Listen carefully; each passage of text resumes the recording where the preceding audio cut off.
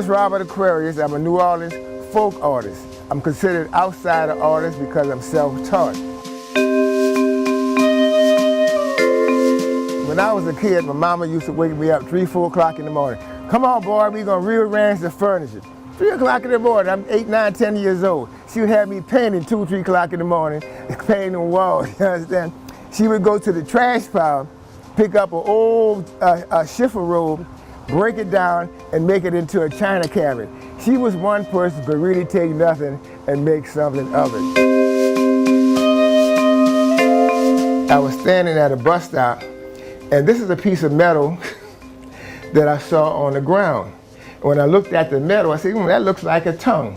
So I just came home, nailed it to a piece of wood, and made a face around it.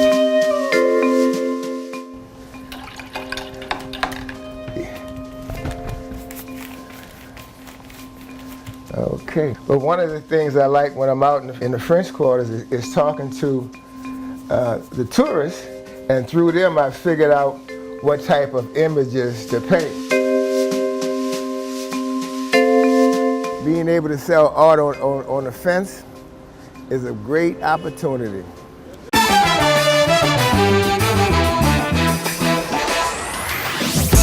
Oh, come see some of my new stuff. And this is called Girl with the Blue Guitar. What? Yeah, I call this the cosmic eye, like, you know, like the universe to say, okay, man, play your work. You got some good work. Yeah, you know, it's just the image. This is what I like to. Yeah, that New Orleans style.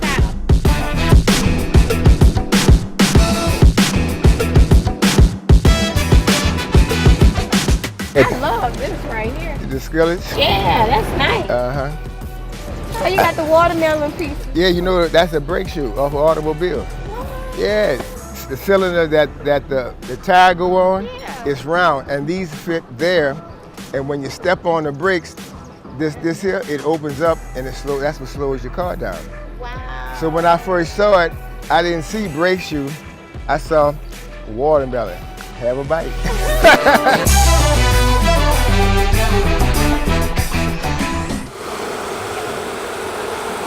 Listen to the sound of 60,000 honeybees as they toil in one of nature's sweetest food factories. Tuck in there extra to make sure all of your sleeve is up in there. Audubon Zoo Assistant Curator Dominique Fleetus watches over 2 colonies of bees. And you say this is purely a precaution? Yes, purely a precaution. Because these are the friendly bees. Exactly, but you want to be better safe than sorry. Fleetus explains the bees are right at home in the Louisiana Swamp exhibit. Tell me what kind of reaction you get. Some people run in terror when they see us because they think we actively have bees in whatever we're holding. Some people are really excited and start following us, and we encourage that so we can talk to them about what we're doing. Okay. Hey guys, they're not far off the path at all. They're right over behind our alligator lagoons. We're gonna take this path. The bees returned as a zoo exhibit a couple years ago, but curators explain they've always been here. If you get a nice smoke going, it should last the entire time you're in there. They thrive in the giant oak trees all throughout Audubon Park. These bees here that are sitting over the larva that is open, they are actively feeding them, making sure they have everything that they need to become large, healthy bees. Which brings us back to why would they encourage this? A lot of people are, why are there bugs? Why are there insects? Well, why would you have these? And because we need to educate people on why they're important and how they affect what we eat. Some scientists believe 1 in every 3 bites of food that Americans eat comes from something that's pollinated.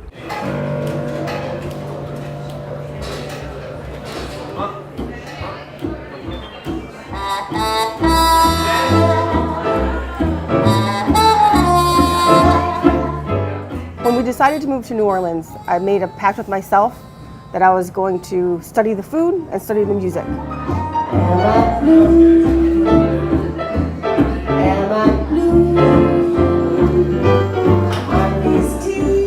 I still have the gig at the Spotted Cat every Thursday, 6 to 10.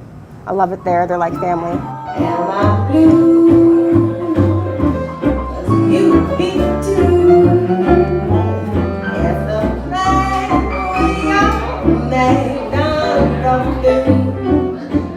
I'm still learning. I think you're always learning.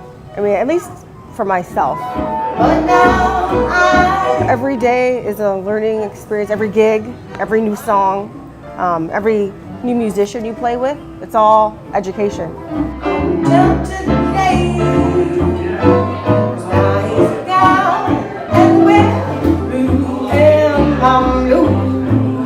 Papers and papers, writing checks, taking some deliveries sometimes if Miss D's out of town. Just general like maintenance, checking emails, following up on emails, making phone calls. That's basically what I do at Three Muses.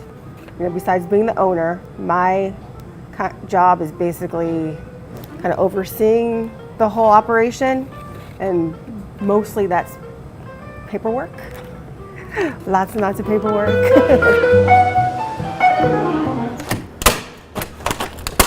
With every staple and turn of the drill, what starts as a simple design is carefully shaped into an exquisite simmering work of art. There are no teams of artists for the crew of Mid-City. It's just Ricardo Pistanio. Just me. Believe me, it's a labor of love. For the past 20 years, he's created each and every float you see in the parade. What's so special about Mid-City? Well, as everybody else says, we got foil. Yeah. And I'd have to say, the foil is the most shining, out of the ordinary aspect of Mardi Gras in New Orleans. Ricardo grew up in Mid-City and says he never missed the parade. But I was standing on the side one time, and I put my finger out to touch the foil, and I cut my finger on the foil. No. And I thought to myself then, oh, I don't like this parade, you know? But not too long after that, I found the den. And that's when I started doing it. And Betty Ray said to me, she said, see, now you got Mid-City in your blood. It's never going to go away. He learned his craft from Betty Ray Kern, the sister of float builder Blaine Kern. Well, we used to come through the neighborhood leaving Mid-City Bowling Alley. Yeah. And she used to sell freezy cups out the back door. Really? So we'd come up and she'd say, y'all want to come in and give me a hand? And it would be everything from tearing foil off the floats to tearing a prop apart or something. The crew of Mid-City is known for its sparkling foil floats. And I think my favorite part is doing the 3D like this. Ricardo recycles what he can, but he says he still can go through a lot of foil every year. Each roll has 927 linear yards of foil on it. Sometimes I go through 1 to 3 rolls comparing on the float damage or trying to change the color of it. I collect kids' bed sheets, and I like to cut up the cartoons and make my own stories, basically. Really entertaining, for myself at least.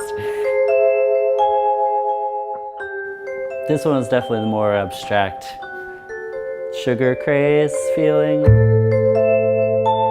Here is Garfield swooping in. These two characters here, they're like so overly excited that I had to put them in there. Like they're just so intensely on sugar. And meanwhile, the cow is like totally freaked out by this milkshake. And I like these two moments of like peaceful, like non-sugar moments of a little bonsai tree and this like farm over here. I guess like that's like the escape of sugar. Most quilters like are very methodical and very measured, and they would never leave like a raw edge somewhere. It's just a lot of fun, and I think this one I really liked breaking out of the format of a rectangle and just like I'm making my own piece. So it puffs here and, you know, turns, and it's just more organic.